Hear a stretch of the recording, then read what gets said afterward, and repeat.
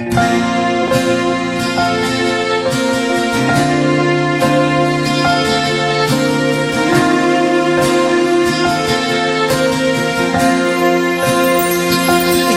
na pala ang may-ari ng damdamin ng minamahal ko. Pakisabi na lang na huwag nang mag-alala at okay lang ako. Sabi nga ng iba,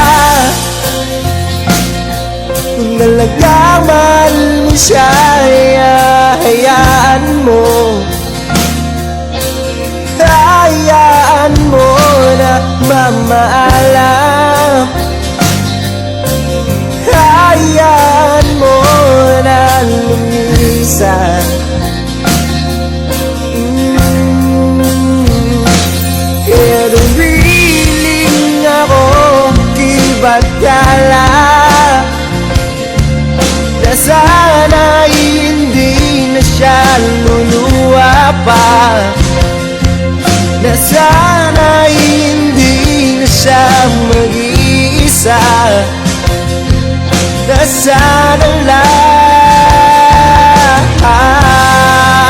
ingatan mo siya.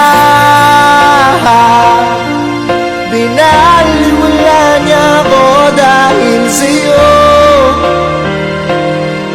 nawala na ng saysay ang pagmamahal.